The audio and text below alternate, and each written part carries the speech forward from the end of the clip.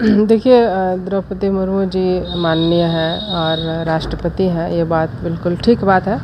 लेकिन वो जिस पार्टी या विचारधारा को सपोर्ट कर रही हैं या मानती हैं, तो उनको आप देख लीजिएगा, वो आदिवासी समाज जो अपने आप को अलग धर्म या अलग संस्कृति के रूप में चिन्हित करने के लिए पूरे देश में लड़ रहा है और चाहता है कि उसकी अपनी अलग पहचान बने।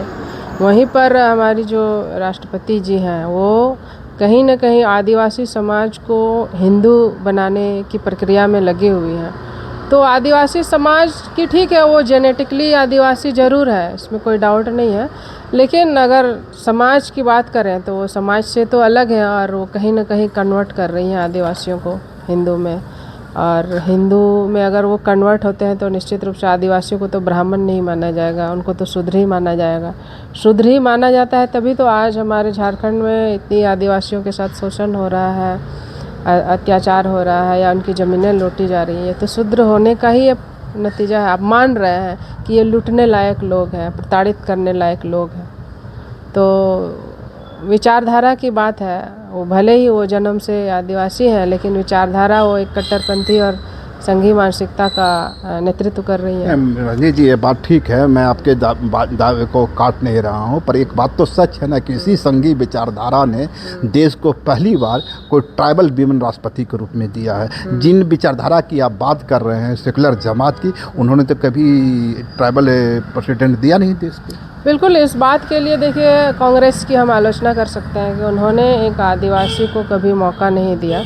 लेकिन इसका अर्थ ये नहीं है कि हम उसके लिए बीजेपी को धन्यवाद करेंगे, क्योंकि बीजेपी अगर किसी आदिवासी को एक बड़ा पद देती है तो उसके पीछे उसका गहरा जो है स्वार्थ छुपा हुआ रहता है। क्या स्वार्थ हो सकता है? स्वार्थ यही है कि हमने आपके समुदाय के व्यक्ति को, है ना, एक महिला को सबसे ऊंचे पद पर बैठा दिया, इसके बाद अब आप शिकायत मत करिए, इसके बाद हम आपकी जंगलें लूटेंगे, आपका छत्तीसगढ़ में जंगल काटेंगे, है ना, जंगल काटेंगे, आपके लोगों को नक्सली बोल कर के उनकी हत्या करेंगे, है ना, कानूनी हत्या करेंगे। ठीक है, तो इस एक महिला, एक आदिवासी महिला को आप ऊंचे पद पर बैठा करके उनको सम्मान दे करके उनके एवज में आप आदिवासियों से उनकी कीमत कितनी बड़ी आप वसूल रहे हैं। ठीक है, आप ये तो पर्दा डालने के लिए आपने ऐसा किया है, तो ये कोई तारीफ़ करने की चीज़ तो नहीं है।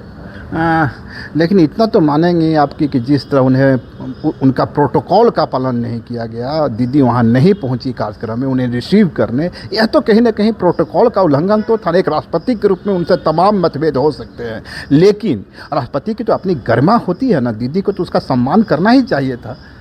विचारधारा की लड़ाई में, है ना, बहुत सारी चीज़ों को, छोटी छोटी इन प्रोटोकॉल जैसी छोटी चीज़ों को छोड़ना पड़ता है। प्रोटोकॉल छोटी चीज़ कैसे होगी? देश की राष्ट्रपति हैं, हमारे देश की प्रथम नागरिक हैं। चलिए मान लेते हैं, आप इसके लिए आलोचना कर लीजिए, है ना, और इससे ज़्यादा क्या ही कर सकते हैं, आप आलोचना कर लीजिए। लेकिन आप ये मत कहिए कि आदिवासी महिला है तो इसलिए मेरे लिए सिंपैथी मिलना चाहिए, ऐसा नहीं है। ठीक है, आप राष्ट्रपति हैं तो इसके लिए आप आलोचना कर लीजिए, ज़्यादा से ज़्यादा आप क्या करिएगा। पर जिस तरह से द्रौपदी मुर्मू ये कह रही हैं कि कहीं न कहीं ममता दीदी की कोशिश, ममता सरकार की कोशिश संतालियों को एकजुट होने से रोकना है, इसके अंदर कोई पॉलिटिकल बू आती है क्या? संथालियों को एकजुट वो क्यों कर रही हैं? सबसे पहली बात, वो जब भाषण देती हैं, आप उनका भाषण सुनिए, है ना, वो हमेशा ही हिंदुत्व की बात करती हैं। इसमें गुनाह कहाँ हो गया? तो आप जो आदिवासी समाज में, फिर से वही रिपीट कर रही हूँ, जो आदिवासी समाज अपने आप को हिंदू कहने से नफरत कर रहा है, बुरा मान जा रहा है, ऑफेंड हो जा रहा है, आप उसको फिर हिंदू बोल रही हैं, तो फिर तो आप फिर आदिवासी विरोधी, आपको कहने में हमें क्या दिक्कत होगी? आप आदिवासी विरोधी हैं, आप बरगला। राष्ट्रपति द्रौपदी मुर्मू तो ऐसा नहीं है, इस आदिवासी समाज का एक बड़ा तबका, संथाली समाज का भी एक बड़ा तबका कहीं न कहीं हिंदुत्व को तो बरन कर चुका है ना, इससे उसके आदिवासियत पर तो प्रभाव नहीं पड़ेगा। हिंदुत्व को उन्होंने बरन नहीं किया, बल्कि जबरन वरन करवाया गया। ठीक है, आप कोई कास्ट सर्टिफिकेट अभी हम लोग बनाने जाते हैं, हमसे पूछा जाता है कि आपका धर्म क्या है ना, अगर हमने हिंदू नहीं बताया, ईसाई नहीं बताया, मुस्लिम नहीं बताया, तो उनका ऑटोमेटिक हिंदू में वहाँ पे कॉलम में चढ़ जाता है। तो ये तो सरकार की चाल है। आप उसका ब्रेन वॉश कर रहे हैं, उसके घर घर जा कर के आप उनको उनका जो पर्व त्योहार में बदलाव ला रहे हैं। आदिवासी भी तो गाय का मांस खाते थे, आपने कानून ला करके उनका खाने का सिस्टम में बदलाव कर दिया। ये कैसे दावा कर सकते हैं कि आदिवासी हैं? क्या ऋग्वेद को पढ़ लिया जाए एक बार? ऋग्वेद क्यों पढ़ना है आदिवासियों को? मैं आदिवासी को पढ़ने की बात नहीं कर रहा हूँ, आप हिस्ट्री के प्रोफेसर रहे हैं। क्या ऋग्वेद के ज़माने में तमाम लोग गाय नहीं खाते थे क्या? तो क्या उसकी शुक्तियाँ नहीं मिलती है क्या? हाँ ठीक है, वो आप उस संदर्भ में कह रहे हैं तो ठीक है। लेकिन आदिवासी तो आज भी खाते थे ना, आज भी खा रहे थे, लेकिन आप कानून लेकर के आ गए और उसके खान पान पे आपने रोक लगा दिया।